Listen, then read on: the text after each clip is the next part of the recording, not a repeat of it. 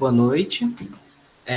Meu nome é Vinícius Milhomem e, em nome da Faculdade de Letras, FLET, do Programa de Pós-Graduação em Letras, PPGL, estendemos a todos os presentes as mais cordiais boas-vindas ao 8º Seminário de Metodologia da Pesquisa em Linguagem e Literatura.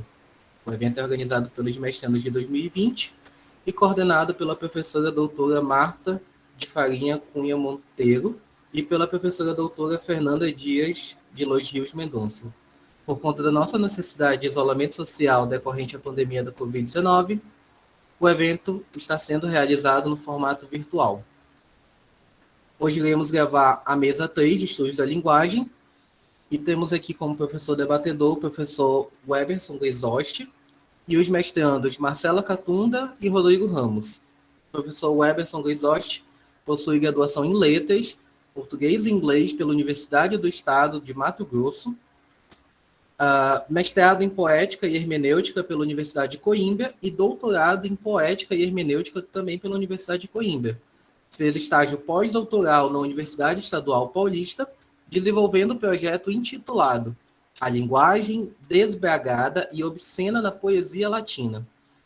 É professor adjunto da Universidade do Estado do Amazonas e tem experiência na área de letras, com ênfase em literatura latina, atuando principalmente nos seguintes temas: Virgílio, Gonçalves Dias, indianismo, recepção dos clássicos, poesia épica, sexualidade, obscenidade, Catulo, marcial, etimologia, linguística comparada. Aos presentes, explicarei um pouco da dinâmica, como funcionará. Então, os mestrandos terão 15 minutos para a apresentação dos projetos e o debatedor da mesa, o professor Weberson, terá 30 minutos para falar sobre os dois trabalhos. A interação dos ouvintes se limita ao chat, não abriremos espaço para perguntas aos mestrandos. E, por favor, peço que deixem seus microfones desligados. Rodrigo, pode começar. Vamos lá, então. A começar, vou dizer mais ou menos o que fiz nesses slides em respeito também ao público. Eu fiz uma partição, então dividi os capítulos da dissertação nos slides e vou tentar passar rapidamente por algumas coisas do trabalho que não cabe uma apresentação curta assim, desmembrar. Então, eu começo pelo título, que é o mesmo título do meu projeto, que é O Lugar da Moral na Comédia Plautina, um estudo sobre as sentenças em Rudens. E aí explico, então, a comédia plautina são as comédias de Plauto, um autor que escreveu ali entre o século 3 e 2 a.C., em Roma, e era um autor exclusivamente de comédias. As sentenças seriam, ao longo do trabalho, eu discorro sobre isso, as máximas morais e os seus efeitos na comédia Rudens, que tem sido traduzido ao português, pelo menos na tradução que utilizo, como O Cabo. Pode passar o slide. Bom, então, eu introduzo o trabalho com um exemplo de Chaves, em uma passagem que o seu Madruga fala para ele, tentando ensinar que a vingança nunca é plena, mata a alma e envenena, talvez muitos conheçam. E aí eu demonstro logo no início como isso é um exemplo mais recente do que já acontecia nesse teatro antigo. A possibilidade de você ver essa máxima, esse ensinamento, ou como um ensinamento, de fato, válido para o público, ou como uma técnica cômica, porque essa frase, ao longo do episódio em que o seu Madruga a profere, é depois feita de troça, é feita muita chacota dessa brincadeira, que na verdade tinha um fundo moral a princípio. E aí a justificativa do trabalho, o interesse surgiu das diferentes interpretações sobre essa sentença e uma contribuição dos estudos clássicos brasileiros quanto a essa questão nos estudos plautinos, o uso dessa sentença que ainda não há. Pode passar o slide, por favor? Então, aí, o objetivo geral é investigar justamente os aspectos da comédia Rudens que podem recomendar esses padrões de conduta e apontar para reflexões de comportamento humano, ascendente. A perspectiva do estudo, o pano de fundo teórico principal, o ponto de vista da Dupont, que é uma estudiosa francesa que vem como um contraponto às teorias aristotélicas de estudar o teatro. Então, ela acredita que o texto não subordinava a performance, e sim o contrário. O texto era uma linha geral do que se fazia na atividade fim do teatro, que era a representação, aquela apresentação no SLUD, que eram os eventos religiosos da época. Bom, e a hipótese é que essas sentenças componham uma convenção teatral, uma técnica para fazer rir. Então, o pressuposto com a hipótese é esse e percorre o trabalho inteiro. Pode passar, por favor. No capítulo de contexto da comédia romana, eu trago alguns gêneros pré-literários que talvez tenham sido legados pelo Plauto. Ele tem herdado muito dessas representações. E aí eu destaco os Fisqueninos, a sátira, as fábulas atelanas e o mimo greco-latino. Tudo isso porque justamente a Dupont defende que o teatro romano era uma representação cênica. Então, eu fui estudar o que se tinha antes de termos um teatro literário escrito, o que se tinha de representação, de fato, teatral, e não necessariamente escrita antes de Plauto. Pode passar o slide, por favor. E aí, então, nesse capítulo, mais para localizar também o leitor, eu falo um pouco sobre a palhata, que é o gênero de comédia que Plauto produziu, em que os atores usavam o pallium grego, a veste grega.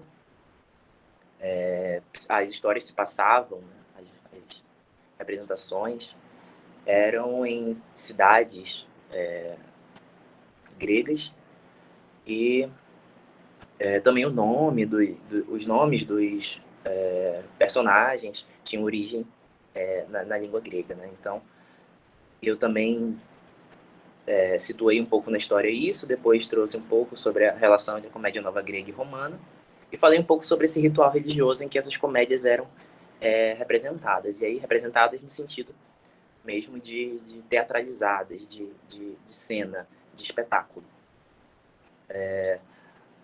E aí depois fala um pouco de aspectos biográficos de Plauto, mesmo sobre também a própria peça Rudens, que ainda carece no próprio texto que o professor envia ao professor, de um pouco mais de detalhes e de aprofundamento, mas é porque, de fato, ainda irei fazer este passo do trabalho. Pode passar, por favor. E aí eu tenho os pressupostos teóricos.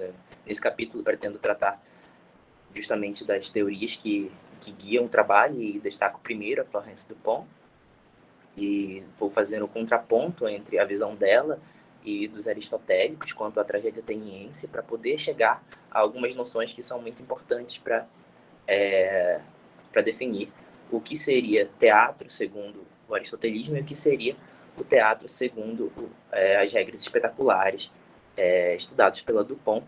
E aí o ponto de vista dela sobre a tragédia ateniense, ela também fala um pouco, tem um segundo capítulo sobre teorias modernas do teatro, que em geral são quase sempre aristotélicas, mesmo que tentem fugir disso. E depois ela, de fato, traz a comédia romana como um exemplo de um teatro que foge totalmente às regras da poética aristotélica. Pode passar, por favor. Esse capítulo ainda não desenvolvi, mas já trouxe essas duas citações para demonstrar o norte que devo seguir, definindo o que seria ética e moral aquela época em que Plauto produziu suas obras. E então, percebi já com as leituras primárias que se tratava de uma mesma acepção para designar um mesmo objeto, que seriam as regras de conduta, que aí o Vaz vai definir melhor, depois dizendo que essa distinção entre ética e moral é feita muito mais modernamente. E então depois pretendo ir para um outro tópico, que é falar um pouco mais sobre a noção propriamente romana do que seria o costume, esse mos maiorum, que seria uma regra moral que olha para os antepassados mesmo, e como se estruturava a educação em Roma.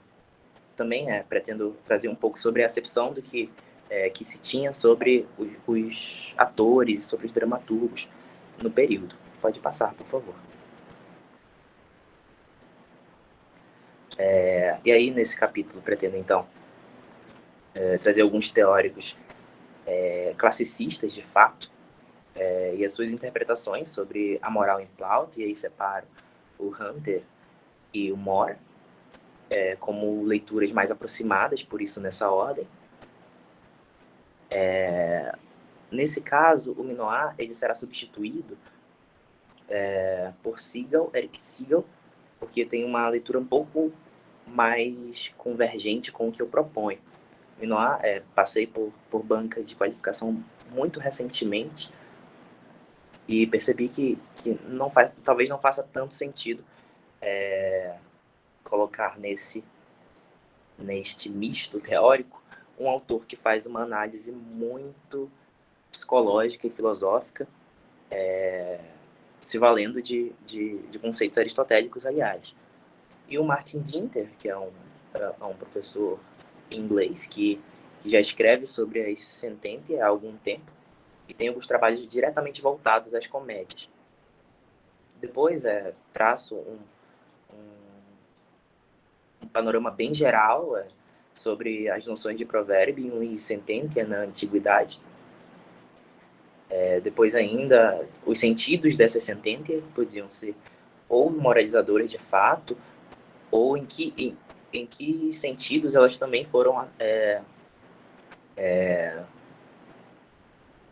serviram com o sentido de comicidade também. Alguns rétores afirmam isso, que aquela pessoa que não tinha um caráter tão louvável usava uma sentença e aí já parecia ridículo. E os rétores, de fato, deveriam se afastar, segundo Cícero, principalmente, dessa imagem do ridículo, porque remeteria aos histriões. Bom, pode passar. De fato, a metodologia do trabalho eu assumi, na verdade, a pesquisa bibliográfica, é quase uma obrigatoriedade, né? Porque se faz esse tipo de estudo somente levantando bibliografia e a natureza do objeto que tenho considerado para definir esse tipo de pesquisa. E também assumi alguns elementos da pesquisa documental ao considerar o contexto, o autor e a função desse texto à época. Pode passar. Bom, neste capítulo ainda, eu pretendo fazer uma descrição dos critérios para a seleção dessa sentença, e isso está faltando ainda realmente fazer, porque estou vendo qual melhor metodologia utilizar. Talvez faça uma enumeração, uma lista, onde elas ocorrem, quantas ocorrem ainda. O trabalho precisa desse levantamento, mas, de forma geral, os objetivos específicos são realizar um levantamento de sentença contidas nessa comédia, interpretar o significado dessas passagens, investigando no plano intertextual, examinar a contribuição dessas passagens para a comédia como um todo e para os Ludwig Skynick também, demonstrar como essa comédia pode ser um exemplo de um teatro indissociável do contexto ritual. Pode passar. Bom, e no capítulo de análise mesmo, eu inicio falando do prólogo. Tem um personagem que é o Arcturo, que é uma divindade que inicia um discurso altamente moralizador, e depois esse bastão é passado para o Dêmones, que é um Senex, que é um velho da comédia, um personagem típico, e ele incorpora esse moralismo. Então, por isso eu inicio analisando o prólogo, e depois eu pretendo ainda adicionar no texto também comentários sobre o prólogo dos cativos, como está aí, porque nesse prólogo, aliás, se diz que não vai... se diz lá que a peça não contém versos imundos e que não há o leno, que é o cafetão, e não há outras categorias. Então teria que ser lida como, ou não lida, agora lida para a gente, né, mas ser recebida como uma comédia que fosse de alto nível moral. O que se revela no decorrer da peça bastante contraditório, justamente por uso de ironias. Pode passar, por favor. Então, depois, um capítulo ainda no análise das sentenças, eu tenho o subitem 4.2, que é a sentença entre as mulheres e os escravos. Os discursos desafiam a moral instituída por esse prólogo que inicia a comédia, e eu pretendo fazer ainda uma ampliação desses dados que já foram coletados. Esse capítulo, aliás, já foi publicado recentemente na Nuntius Antiquus, que é uma revista da UFMG. Descobri bem recentemente que foi publicado, que teve um pequeno erro de comunicação, mas eu pretendo, no corpo do trabalho, ampliar esses dados. Já tenho as análises, mas pretendo... Não tenho as análises, perdão, corrigindo. Eu já tenho a seleção dessas sentenças, só não tenho ainda a análise propriamente dita que eu devo desenvolver. Pretendo ainda relacionar essa sentença dessa peça, de Rudens, a sentença ou o discurso de outras comédias plautinas que tem um grau alto de sentenciosidade, né? Ou seja, tem bastante sentença, que não são todas. E adicionar ainda comentários sobre o Trínomos, que o More, um dos autores que eu utilizo bastante para fundamentar o meu ponto de vista, diz que é a peça em que mais se utiliza desse falso moralismo para fazer rir. Posso passar, então? Pode passar. Aí eu finalizo, então, a minha fala. Espero que dentro do tempo. Obrigado a todos pela atenção e para o professor pela leitura.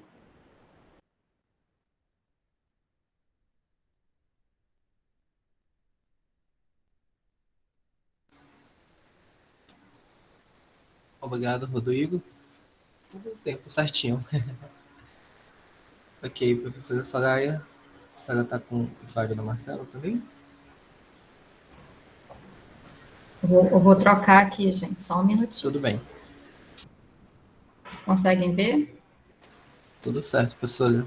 Ok. Marcela, é com você. Boa noite a todos. Boa noite, professor Weberson. Eu me chamo Marcela e sou orientada pela professora Soraya Chaim. O título do meu trabalho é Tradução e Anotações da Áreas Gramática Liber-Primos de Mário Vitorino, de Walker de Literis e de Ortografia. Bom, nesse trabalho pretendemos apresentar nossa pesquisa de mestrado, que desenvolve um estudo acerca de um recorte do primeiro livro da Áreas Gramática de Mário Vitorino, que viveu entre 300 a 382 d.C., a partir da tradução dos capítulos intitulados De Walker de Literis e de Ortografia. O objetivo inicial da pesquisa era traduzir apenas os capítulos de Walker de Literis para então tecer comentários acerca do sistema sonoro e gráfico do latim, a fim de estabelecer as induções de Mário Vitorino relativas à fonologia do latim clássico no século IV d.C., e explicar então, a partir dos estudos da linguística moderna, os processos fonológicos demonstrados pelo autor.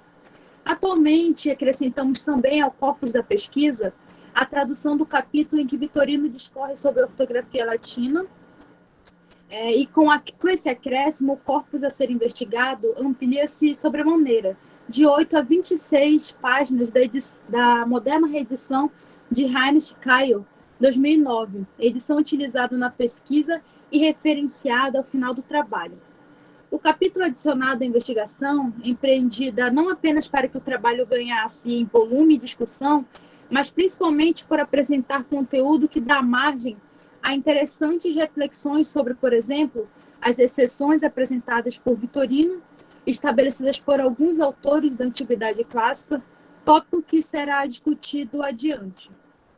Portanto, buscou-se no trabalho demonstrar um panorama da contribuição gramatical e, consequentemente, literária de uma obra que traz à luz os rudimentos fonológicos da prosódia latina.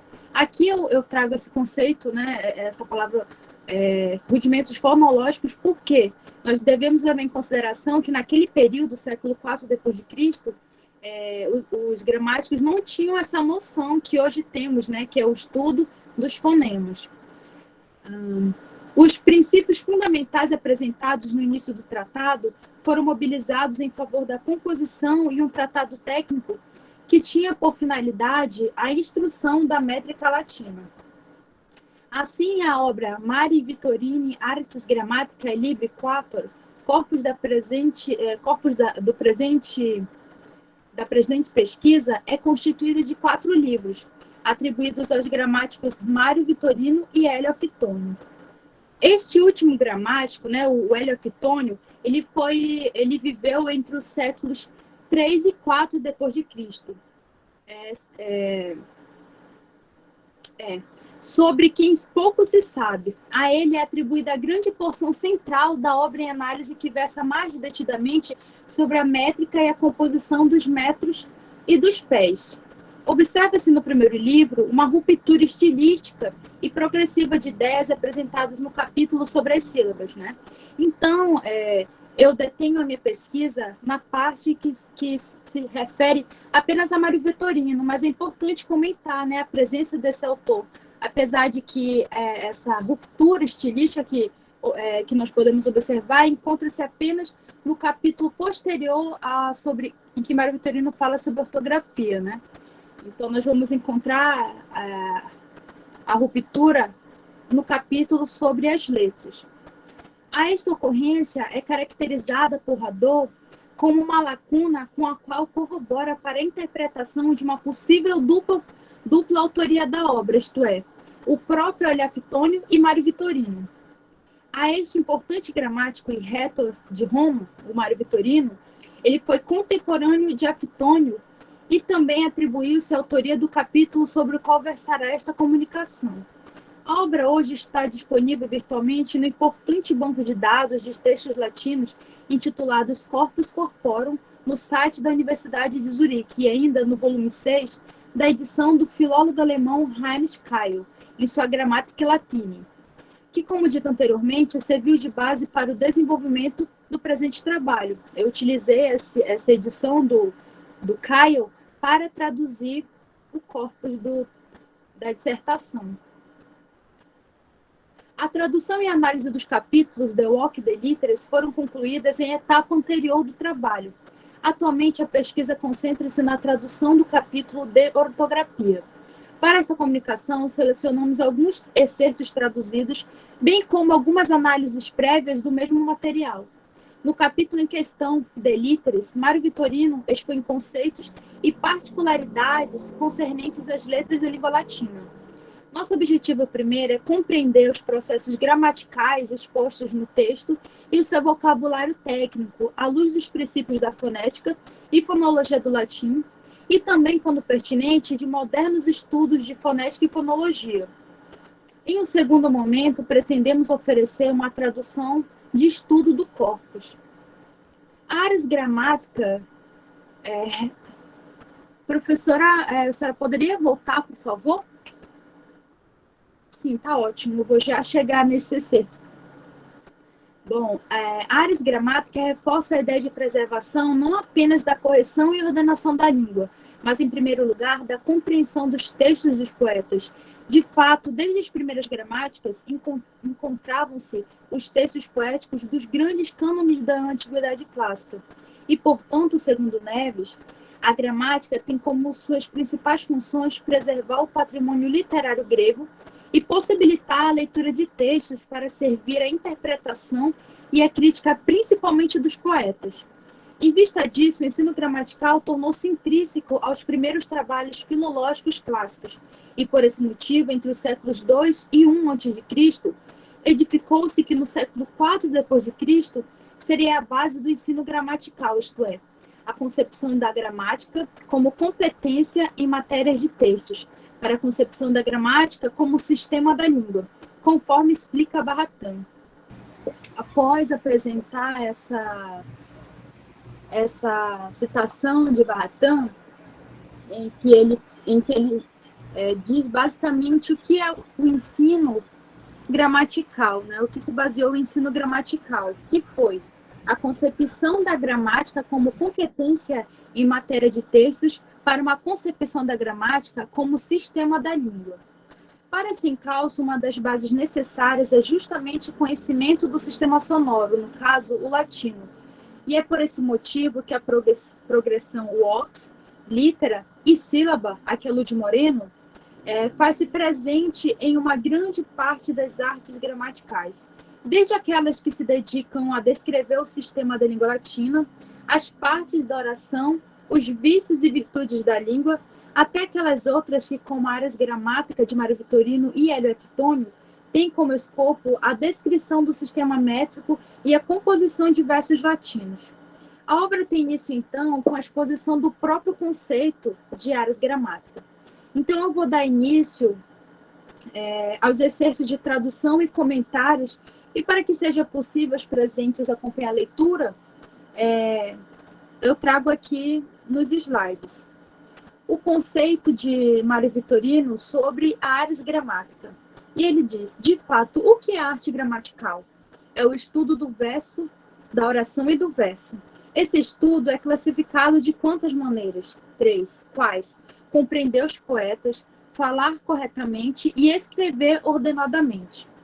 A arte gramatical antiga, então, segundo Vitorino, a materialização de um tratado técnico destinado aos poetas a fim de instruí-los na arte de escrever bem e corretamente, além de instruí-los ainda na composição artística de versos. Observamos nesse princípio do autor notável ligação com que os gramáticos Donato e Carizio apresentaram em suas artes. Segundo Barratan, os modelos de descrições linguísticas, ou seja, as artes gramáticas, formavam um conjunto de textos com os mesmos princípios e objetivos, que são dar a entender a estrutura da língua latina por meio de expedientes didático-pedagógicos. Bem como outros estudiosos, Vitorino buscou analisar e estabelecer princípios norteadores àqueles que procuravam conhecer as letras e utilizá-las em vista desse princípio. Assim, ele definiu detalhadamente os conceitos de vox e litera.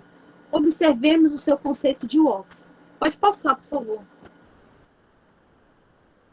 o slide.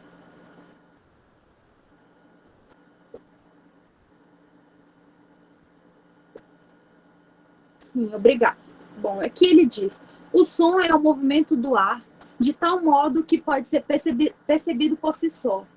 Agora vejamos o seu conceito de litera. Pode passar, por favor. Bom, a letra é um som simples com um único sinal gráfico. Bom, Mário Vitorino retoma ulteriormente o conceito de litera, diferente do qual estava descrevendo nas primeiras linhas do capítulo de letras, como vocês podem observar aqui no slide. Pode passar, por favor. Bom, aqui ele traz uma noção, né, um conceito de litera um pouco diferente dessa que eu apresentei a vocês. Como já aconteceram tantas coisas aqui nessa apresentação, e não dará tempo de eu apresentar, fazer a leitura completa, né, dessa segundo conceito de Mário Vitorino, eu trago a vocês a parte principal, em que ele diz, a letra é parte da voz humana. Podemos observar nesse trecho um problema de filologia relacionado ao vocabulário técnico do autor, em que o termo litera parece ter seu significado ampliado para o que hoje chamamos de fonema. isto é, os sons que têm a função de formar morfemas e que, substituídos por outros ou eliminados, mudam o significado dos mesmos, segundo Cagliari. E não de letra, simplesmente como o Mário Vitorino vinha tratando, ou seja, uma representação visual do fonema. Em seguida, apresenta Habeas Pessoa U, à exceção da letra U.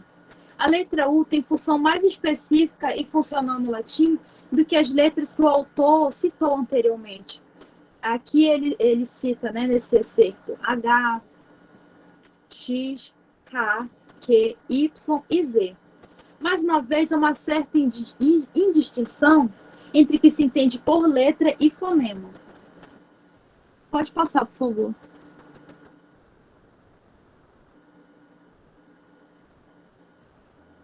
Sim, aqui eu trago também um excerto, mas aqui eu já trago a tradução. Se vocês solicitarem, eu posso enviar para o e-mail de vocês, né? Como a apresentação não permite, o tempo não permite, eu vou dar continuidade à análise dessa tradução. Bom, em resumo, Vitorino define o termo litera e descreve as letras contidas no alfabeto latino e o valor que lhes é atribuído, né? Ou seja, ele apresenta com essas letras a quantidade delas e o valor que cada uma delas tem, e a sua função. Como, por exemplo, o que se considera ser a letra pronunciada, frequentemente como algo que se lê. Por que motivo? Porque é assim que se apresenta ao leitor. Como essas pessoas pronunciavam? De modo constante. Por quê? Porque agrada quando se repete, isto é, agrada novamente quando é escrita. Por que o único sinal gráfico? Porque cada letra tem sua própria representação gráfica. Esses são alguns dos questionamentos levantados por Vitorino a respeito da letra. Aqui é interessante comentar a forma em que ele apresenta o texto. Como eu já havia comentado, o Mário Vitorino ele foi um retor, ele foi um gramático, e ele ensinou retórica, né, em sua sociedade. E aqui ele vai apresentar, ele vai fazer uma metalinguagem, onde ele ensina a retórica, a partir de uma linguagem retórica, né? Ele faz uma metalinguagem. Bom, a partir daí apresenta em 4 grupos: vogais, consoantes, semivogais e mudas. 5 letras são chamadas de vogais, que ele apresenta como A, E, I, O e U, que são pronunciadas por si só e mesmo sozinhas constituem uma sílaba. Entre elas, as particularidades do I e do U, que podem ser usadas tanto como consoantes. Por sua vez, as consoantes têm dupla forma, ou seja, umas são o que ele chama de semivogais, outra ele denomina de consoantes mudas. Pode passar, por favor.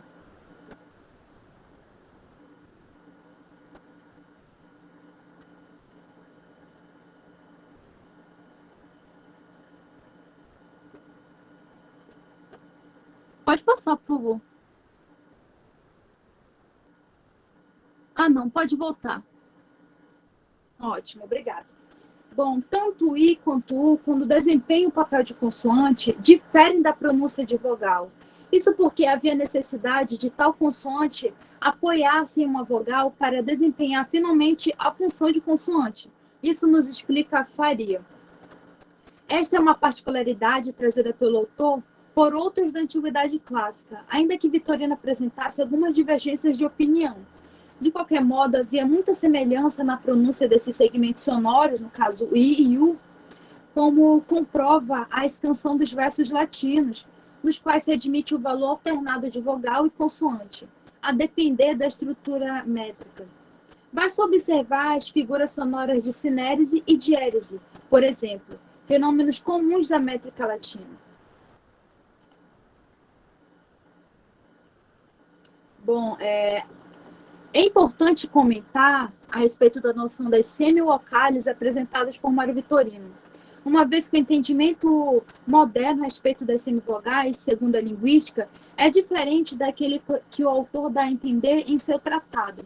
Hoje, as 7 letras, F, L, M, N, R, S e X, que Vitorino considerava serem semivogais, nós as chamamos de sonorantes, ou seja, aqueles fonemas que não têm a obstrução total em sua pronúncia.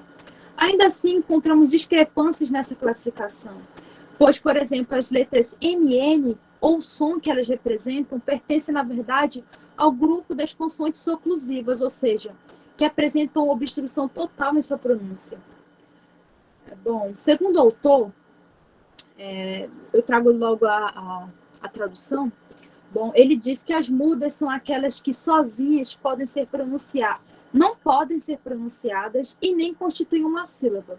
No texto, são em número de noves: B, C, D, G, H, K, P, Q e T. Vitorino apresenta também críticas sobre a inutilidade das letras K e Q, que podem ser substituídas pela letra C.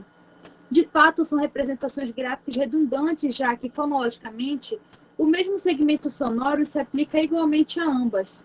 À vista disso, notamos que as letras C, descrita por ele, tinha valor de oclusiva velar surda, igualmente ao som pronunciado pelo sinal gráfico K, independente de qual fosse sua posição.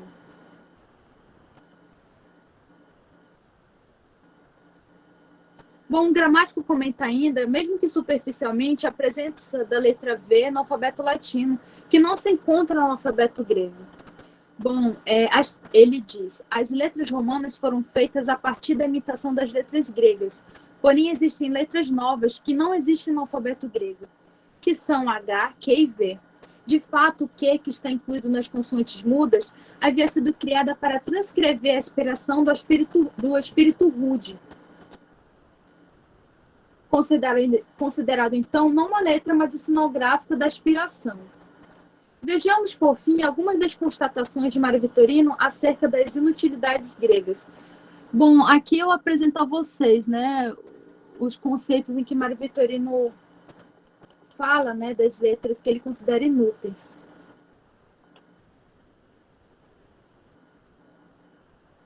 Por fim,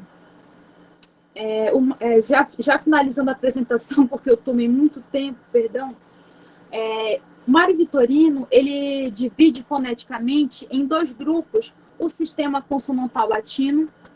Então, de um lado, ele apresenta as mutae, que designam o que poderíamos chamar de oclusivas, isto é, aquele tipo de som que encontra obstrução total na passagem do ar ao sair dos pulmões.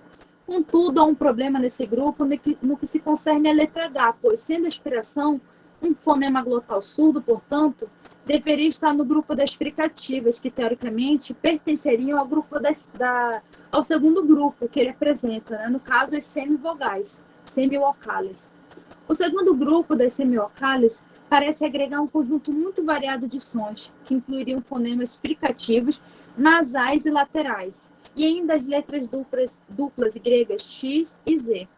Parece que Mário Vitorino estava apenas interessado em subcategorizar os seus consonantais por oposição, e não exatamente por especificidade acústica. De qualquer modo, ele ainda faz subdivisões dessas 2 grandes categorias. Bom, por fim, este trabalho encontra-se em processo de tradução do capítulo de ortografia e, em concomitância, o estudo acerca dos processos apresentados pelo autor, sempre com, é claro, o apoio dos estudos linguísticos modernos. Aqui eu apresentei a vocês algumas análises do que foi feito, né, na tradução do capítulo em que Mário Vitorino fala sobre as letras. E para complementar a minha dissertação, eu vou finalizar a tradução sobre a ortografia e, posteriormente, fazer a análise do que Mário Vitorino explica.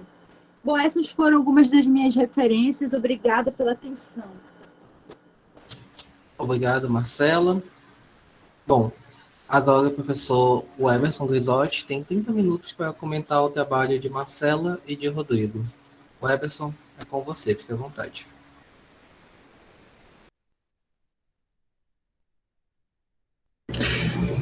Boa noite a todos que estão aqui presentes e quero, de antemão, parabenizar a Marcela e também o Rodrigo, né? Rodrigo, pela pesquisa que fizeram, ambos os trabalhos são bastante interessantes. Tive o gosto de ler o trabalho, e eles estão, ao mesmo tempo, estão de encontro a trabalhos que nós estamos desenvolvendo aqui no CESP, na UEA, e eu vou começar o comentário a partir da primeira apresentação, que foi a do Rodrigo. Bem, é um privilégio ver uma dissertação sendo desenvolvida sobre o Rubens. Meu primeiro contato com o Rubens foi uma representação teatral que eu assisti em Conímbriga, já tem alguns anos, e que ficou na minha memória, aquela belíssima apresentação num teatro que tem 2000 anos, mas que hoje só tem as ruínas, né, daquele teatro. Mas foi interessante imaginar que ali estivessem, aliás, que ali tinha passado outras pessoas e assistido certamente peças, quem sabe peças plautinas. Quando eu vi a primeira mão o texto, o título da fala e do trabalho, eu tinha imaginado que ia caminhar para elementos de retórica literária, com a questão das sentenças, enfim, talvez porque eu estava um pouco com as ideias do Rutilio Lupo sobre as sentenças, né, as figuras que ele trabalha no seu texto, e depois eu percebi que não, que, na verdade, o que o acadêmico traz são o que nós poderíamos chamar de máximas, né, as sentenças. Bem, a primeira coisa que me faz refletir é se essas sentenças elas não iriam circunscrever a uma abordagem plautina de um retrato que nós consideramos axiomático da condição, por exemplo, de algumas personagens plautinas muito repetidas, como, por exemplo, as prostitutas, as escravas, e mesmo a condição que o Plauto sempre representa, por exemplo, os jovens, solteiros, os velhos, a representação que ele coloca, por exemplo, das matronas, e está me faltando aqui, soldados, acho que falei, está me faltando alguma personagem. Porque na reflexão que nós estamos fazendo atualmente aqui, no CESP, nós temos explorado uma perspectiva sociológica do Plauto, na medida que a maioria dos trabalhos que vão a Plauto, por exemplo, observar qual é o papel das prostitutas, dos escravos, por exemplo, partem de uma perspectiva de que são escravos ardilosos, as prostitutas estão ali só no interesse de ganhar o dinheiro, mas, por exemplo, o Rubens, ele traz uma perspectiva, e daí eu estou conduzindo a uma reflexão do que Plauto queria trazer com estas sentenças e com estas personagens, né? Se ele não estava ali, na verdade, por exemplo, no Rubens, retratando a condição de origem dos escravos, porque nós assistimos a peça, nós rimos, né? Mas e estas escravas que os romanos conviviam no dia a dia e viam nas ruas à procura de clientes, né? Quem eram essas escravas? O Plauto, ele nos dá um retrato dessa sociedade, uma espécie de um negativo dessa sociedade, e mais do que isso, uma espécie de um negativo das condições de origem dessas escravas. Então, ele consegue representar tudo, desde prostitutas, que são, estava falando de escravos, eu quis dizer prostitutas. Nós vamos encontrar prostitutas desde que Algumas são donas de bordéis, como, por exemplo, lá no Truculento, nós temos uma Astáfio, se não me engano, Fronésio, pronto. E vamos encontrar, por exemplo, aquelas que têm uma condição livre, foram raptadas como quando crianças e feito escravas. Então, pensando nessa ideia de que, na verdade, seriam esses escravos, essas prostitutas, ardilosos ou eles seriam, na verdade, cordiais? Qual seria a realidade desse caráter supostamente ardiloso destas personagens? Bem, aí eu parto do pressuposto de que, na verdade, o Plauto ele faz uma crítica à sociedade de sua época. E talvez essas sentenças, elas corroboram com essa proposta. Né? Bem, gente, eu de vez em quando tenho que olhar aqui que minha internet estava falhando, cortando, eu não sei se eu estou sendo entendido. Estou ouvindo bem, professor. Pode continuar. Que bom, que bom. Deixa eu retomar aqui. E aí, entrando no texto do Rodrigo, eu vejo, por exemplo, ele dizendo que tantas outras passagens, eu estou abrindo aqui aspas, tantas outras passagens mostram que a moral da peça, o bem sendo recompensado e o mal sendo punido, é retomado negativamente por vários personagens. Né? Até que ponto, por exemplo, esta abordagem do Rodrigo não corroboraria com essa ideia de que, na verdade, o que o Plauto está fazendo, no geral da sua obra, é transmitindo uma crítica social para a sociedade de sua época, né? Sim, aí, caminhando para o que as sentenças, eu fiquei com uma dúvida no seguinte sentido. Não me ficou claro no texto. Eu vejo, por exemplo, aqui, destacando também uma fala do Rodrigo, as sentenças são parte de um repertório linguístico e cultural de uma sociedade e podem atravessar séculos como conhecimento ancestral, passado de geração em geração. Daí eu fico a pensar, se estas sentenças que o Rodrigo está elencando, que tipo de sentenças são essas? São mesmo adágios populares que nós encontramos, por exemplo, em outros autores, e que Plauto enumera em sua obra, né? Pelo menos se parte do pressuposto de que o que ele estaria representando ali é conhecimento do poeta, ou na verdade, uma recolha do que ele faz na sociedade? Quero dizer, recolha dos adágios populares de sua época, colocando ali na peça, né? Porque eu entendo que Plauto, ele está retratando as personagens, no caso das personagens, ele está retratando o que, na verdade, acontecia na sociedade. Quando eu penso, por exemplo, nas prostitutas, ele representa as diversas origens que elas tinham, né?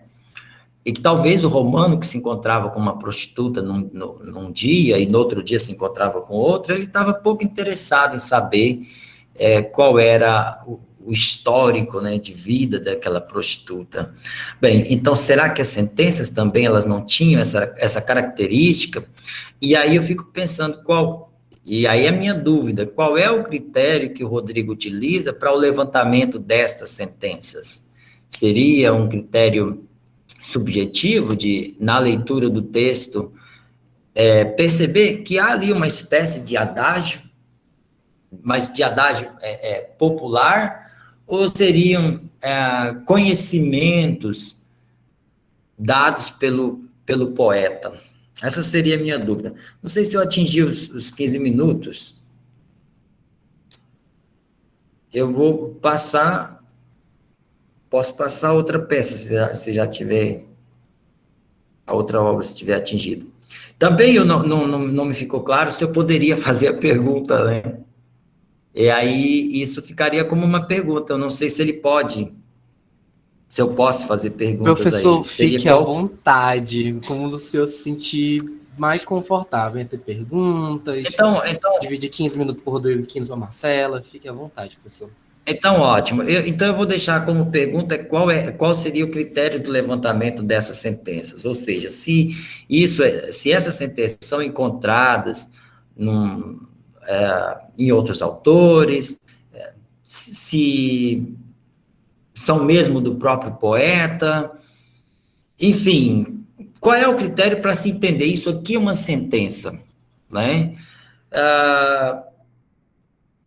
E aí eu calculo, né, dentro dessa ideia que eu tinha exposto, que, na verdade, se as personagens são um retrato axiomático, eu não estou querendo induzir o Rodrigo à resposta, se as personagens são um retrato, ou seja, um negativo da condição dessas personagens ou dessas pessoas que pertenciam a determinadas classes sociais menos favorecidas, como as prostitutas, os escravos, e mesmo a crítica que ele faz, por exemplo, aos militares, e que nós vamos encontrar, por exemplo, na modernidade, isso sendo dito, quem são os militares? São jovens que são colocados no campo de batalha por homens que comandam à distância, dentro dos seus escritórios, né? Eles estão seguros, os jovens é que estão expostos. Plauto não estaria representando isso na sua peça? Possivelmente sim, né? Não sei se ele disse. Ele não diz isso com clareza, mas de alguma forma ele representa que o militar, ele não tinha grandes conhecimentos, né? Eu estou dizendo perspicácia, para ser melhor representado, né? E de resto, quando eu comecei a ler o texto, achei bastante interessante ele utilizar e foi a mesma que ele utilizou no início da sua fala, que foi uma sentença do Seu Madruga no Chaves, porque realmente um seriado, né, que cativou a juventude da nossa época, e que talvez porque ela é a representação da sociedade, né? Eu não quero entrar nesse assunto não, senão eu estava divagando um pouquinho aqui do assunto. Eu vou passar então para a fala da Marcela sobre o trabalho do Mário Vitorino.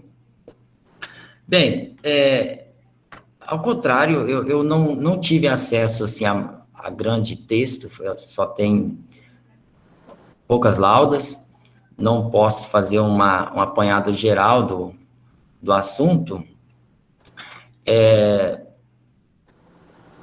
mas eu queria refletir aqui sobre essa progressão gramatical que nós encontramos na obra da Ars Gramática do Vitorino. Sim, Mário Vitorino, é que eu estou com a peça ainda na cabeça.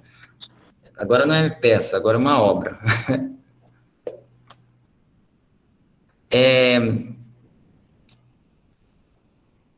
A progressão gramatical que ele faz aí da vox, a litera e sílaba, como uma referência prática de ensino da língua latina, né?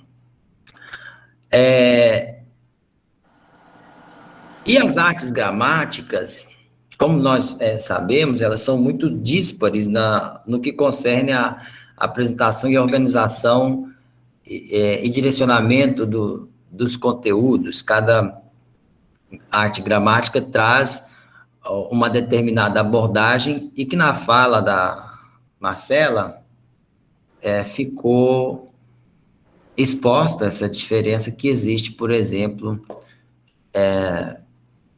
com a modernidade. Embora no texto isso não está referenciado, isso eu senti falta no texto da Marcela. Alguém que desse suporte, alguma autoridade que desse suporte a essa abordagem. Bom, Sim? sim. Pode continuar, professor. Ah, tá. Volta aqui, só um momentinho.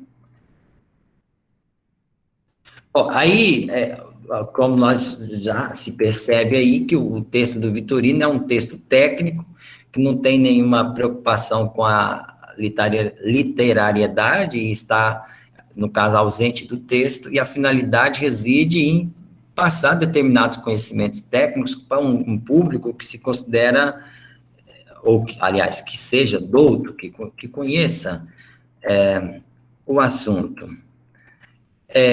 E o que se percebe é que, na verdade, o texto Ars Gramática pretende ser um manual de métrica latina. E acho que isso também não fica dito no texto. Talvez porque ainda esteja incipiente, pelo menos o que eu recebi. Mas ficou claro a questão da litera est vox simplex, ou seja, como a pulsação de ar, que cada som articulado de forma racional, etc. E o que me marca é uma coisa que nós trazemos para a sala de aula, da importância dos estudos da língua latina para o professor de língua portuguesa, numa época em que nós vivemos esse descaso, né, com o latim, que já vem há algum tempo, né? Nomeadamente, quando trata, por exemplo, dos estudos sociolinguísticos, às vezes os alunos pensam que uma abordagem como, por exemplo, Marcos Banho traz, de crítica à gramática padrão, é uma coisa nova, uma reflexão que acabou de sair do forno, né? Mas, na verdade, nós vamos ver que já os escritores antigos traziam essas abordagens, né? Esses manuais atuais, que, por exemplo, que trazem, normalmente esses que é vendido de porta a porta, que trazem palavras certas e erradas, enfim, uma espécie de catálogo, a gente já tinha, por exemplo, no Appendix Probe, né? Mas, e daí eu estou falando dessa importância do conhecimento diacrônico, não só da língua, né, mas também da história das gramáticas, porque o que o Mário Vitorino faz na sua obra, por exemplo, é uma coisa que tem um dos livros do Marcos Banho, que eu não lembro qual, propriamente não gosto muito da abordagem que ele faz do latim, e certamente ele não conhece a obra do Mário Vitorino, porque às vezes ele utiliza do latim para poder dizer, olha, lá no latim acontecia errado, por que no português tem que acontecer diferente? E outra hora ele diz, mas desde quando falamos latim? Então, quer dizer, acho que ele utiliza o latim de acordo com a conveniência, né? Mas tem uma das obras que ele elenca, por exemplo, que nós poderíamos pegar as nossas consoantes e reduzir a 16 consoantes. E o texto que a Marcela está traduzindo, ele traz uma excelente contribuição nesse sentido, que há muitos séculos atrás alguém já tinha refletido sobre isso, né? O Mário Vitorino faz uma crítica sobre a fonemas, aliás, a palavras que ele achava que não deveria estar no alfabeto, né? Dizendo, por exemplo, que... Deixa eu ver se eu resgato aqui. Sim, professor, é exatamente isso. O senhor está seguindo no momento em que ele fala sobre a inutilidade de algumas letras, né? Porque, na verdade, o que ele considerava naquele período, que era considerado naquele período letras pertencentes do alfabeto latino, ele considerava inútil porque ele já não estava pensando somente na questão da grafia, né? Na escrita das palavras, e sim, já ali, ele já foi um pouco mais além, né, ali na frente, pensando e fazendo um estudo, ainda que com rudimentos, da fonologia. Eu queria só ressalvar uma questão que Na verdade, eu enviei esse texto, né, mas na verdade não contempla ainda toda a tradução, foram pequenos excertos e um texto que eu preparei para a apresentação de hoje. Mas ele faz bastante essa descrição minuciosa acerca dessas letras, e eu trouxe aqui mais a questão em que Mário Vitorino disserta sobre as literas, né, sobre as letras. Mas, por exemplo, no outro capítulo que eu já estou traduzindo, que é sobre ortografia, ele já vai fazer análises, né? Ele vai trazer fundamentos teóricos mais aprofundados, que se encontram mais ali com questões da métrica latina. E logo em seguida do capítulo ortografia, que se encontra o capítulo sílaba, e posteriormente sobre os pés, e que nessa parte já encontra com o que o Hélio Afitônio fala. E aí sim já é um tratado mais teórico a respeito da métrica latina. Mas diferente de outros autores, e até mesmo de Hélio Afitônio, Mário Vitorino faz essa análise mais detalhada, né, e essas indagações, né, como o senhor já havia comentado. Pronto, mas retomando a minha fala, como eu tinha dito, eu sinto falta da teorização.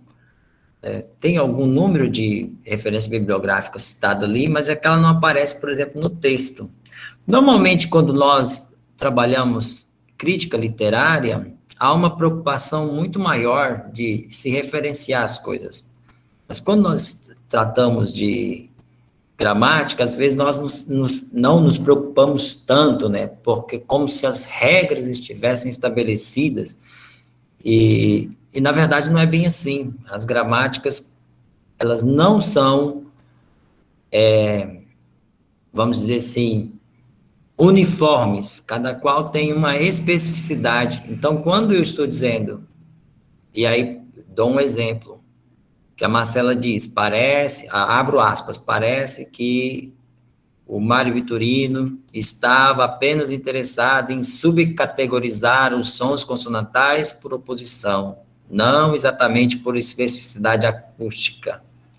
Quer dizer, com base em que eu posso falar isso, né? Ou isso é mesmo o que a acadêmica está tomando posse, é ela que está dizendo isso, alguém disse isso, enfim. E outro ponto que eu daria, que eu fiquei em dúvida, é quando a Marcela escreveu, abro aspas, a arte gramatical antiga então, segundo Vitorino, a materialização de um tratado técnico destinado aos poetas, a fim de instruí-los na arte de escrever bem e corretamente, além de instruí-los ainda na composição artística de versos. Lá no texto, onde isso está escrito, está logo a seguir a uma citação. E a citação não sugere isso. Deixa eu ver se eu resgato aqui, onde é que está. Eu copiei aqui para um outro lugar. Segundinho. Ctrl+C, Ctrl+V. Exatamente. Sim, porque logo a primeira citação que você tinha dito. De fato, o que é arte gramatical? É o estudo da oração e do verso. Esse estudo é a classificação de quantas maneiras? É classificado de quantas maneiras? 3. Quais? Compreender os poetas, falar corretamente e escrever ordenadamente. E a seguir você diz que é a fim de instruí-los. Mas o texto anterior, ele diz que é para compreender os poetas. Bom, se o Mário Vitorino diz isso, ele diz isso em outro lugar, mas não é aqui. E se ele diz isso em outro lugar, isso teria que ser referenciado. Qual é o lugar que isso foi dito? Que a finalidade seria instruir na arte de escrever. Deixa eu ver. Bom, eu vou... Acho que isso fica como uma questão. E, por exemplo, a própria definição de fonema, eu acho que isso tem que ser referenciado. A mesma preocupação que, às vezes, quando nós fazemos uma análise literária, ela deve ter também quando nós fazemos uma análise gramatical. Mas, de resto, eu quero parabenizar cada um dos acadêmicos que estão nessa jornada. Eu fico bastante feliz de ver o... Ah, meu Deus, às vezes foge o nome aqui, o Rodrigo. O Rodrigo acabou de qualificar, não foi isso? Isso mesmo, professor. O trabalho está excelente. Você tem uma quantidade de referência bibliográfica, e não só de língua portuguesa, né? De línguas estrangeiras, e é uma pena. Hoje eu estava falando com uma acadêmica, que um amigo me dizia que português é língua de espião. Certamente a Marcela deve estar experimentando a mesma experiência. Quando nós queremos pesquisar sobretudo um autor como Mário Vitorino, a gente não encontra nada em língua portuguesa. É muito raro. Estou dizendo nada, claro, estou sendo exagerado, mas encontra muita pouca coisa. Tudo está em língua estrangeira. Mas o Rodrigo tem uma bibliografia bastante interessante, ampla, e que conduz o trabalho, aparece ao longo da sua escrita. A gente percebe que há um grande cuidado com isso. Parabéns.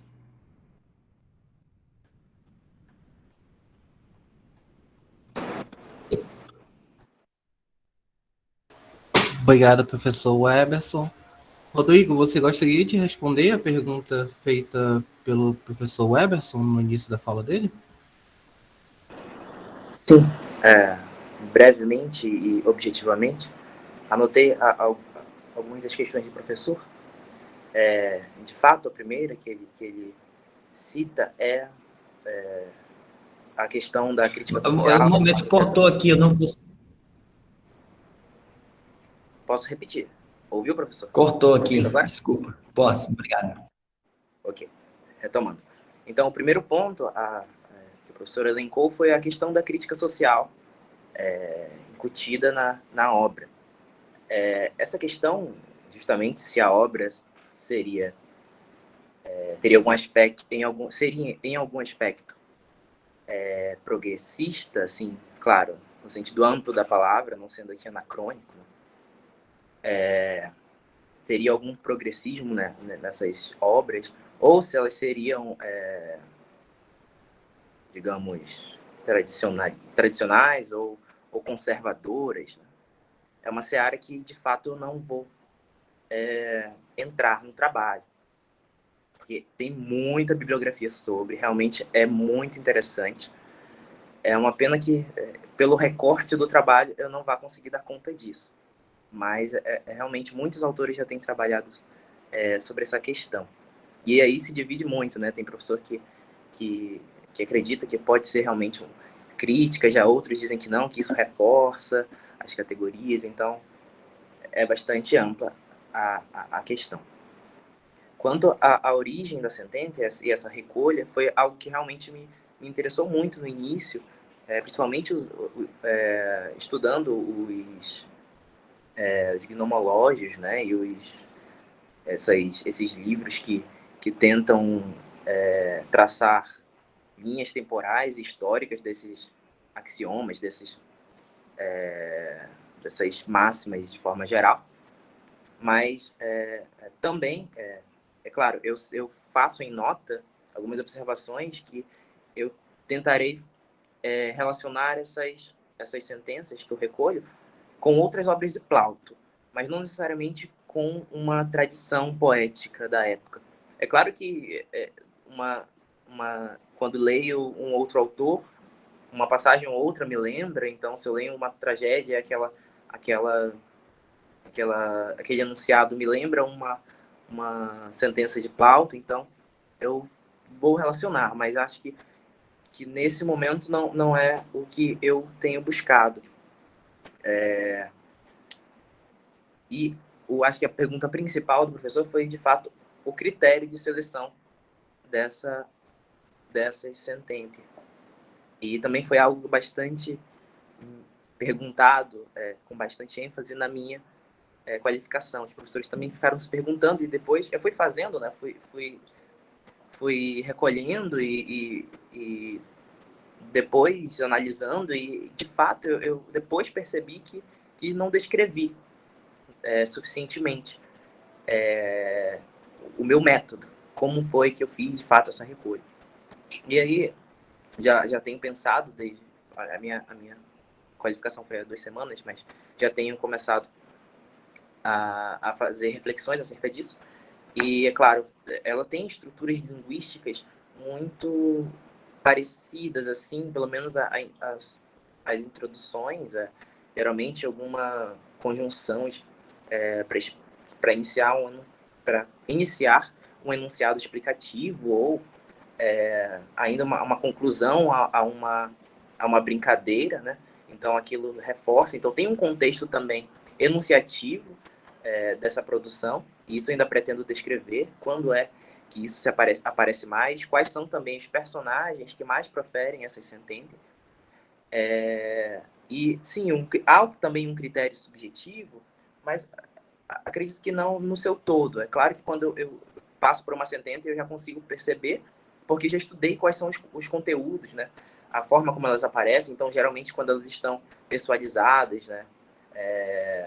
Ou remetidas a um personagem específico, eu não recolho, porque é uma experiência pessoal, que é refletida em um ensinamento. Mas quando aquele conteúdo daquele ensinamento é trazido de uma maneira geral, sem pessoalização, aí eu seleciono aquela sentença.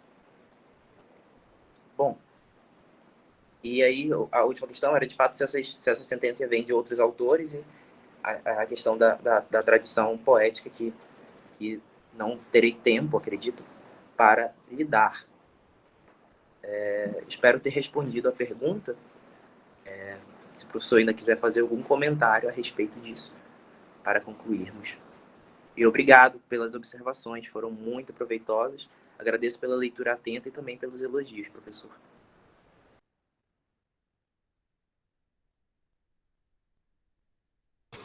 Professor Weberson, você ainda gostaria de falar alguma coisa? Sim, é porque eu estava procurando aqui no texto. Porque o que eu ia dizer é o seguinte: eu já entendi que você não vai, e obviamente seria um trabalho dispendioso tentar relacionar se encontraria, por exemplo, esses adágios, eu estou entendendo como adágios populares, mas a partir da visão do poeta. E é óbvio que os dramaturgos, não só os dramaturgos, mas também, sobretudo, quando nós estamos falando alguém como Plauto, né? A comédia, ela representa a sociedade mais comum, digamos assim, a mais simples, e é muito natural eles se recolher alguns adágios populares e colocar aí. Eu penso que se tivesse optado por trabalhar alguns elementos de retórica, que no caso, desse suporte, por exemplo, com elementos retóricos de, sei lá, de ironia, metáforas e assim por diante, pudesse justificar o que é um adágio, né? Porque a minha questão é o critério. Bom, se bem que você disse, né? Quando isso está voltado para um personagem específico, não sei se eu entendi corretamente. O que eu entendi é que quando isso está voltado para um personagem específico, você não entende isso como um adágio. Eu acho que é isso que eu entendi. Mas quando isso está voltado para um contexto geral, ou seja, para a sociedade, não é isso? Exatamente. Mas aí, Rodrigo, desculpa a minha ignorância, isso está escrito porque eu não vi essa definição. Não, professor, foi reflexão que fiz após a qualificação. É um critério tá, de, então de tá. descrição mesmo de como eu selecionei. Tá, e quando o trabalho estiver pronto, Rodrigo, eu quero conhecer. Tá bem? Parabéns. Obrigado, professor. Perfeito, obrigado, professor Weberson, pela presença. Obrigado, Rodrigo. Obrigado, Marcela. As orientadoras, professora Soraya e a professora Grace. E aos demais espectadores por participarem dessa mesa, da terceira mesa, né, do 8º Seminário de Metodologia da Pesquisa em Linguagem e Literatura, da Universidade Federal do Amazonas, realizado pelo Programa de Pós-Graduação em Letras. Desejamos a todos uma boa noite.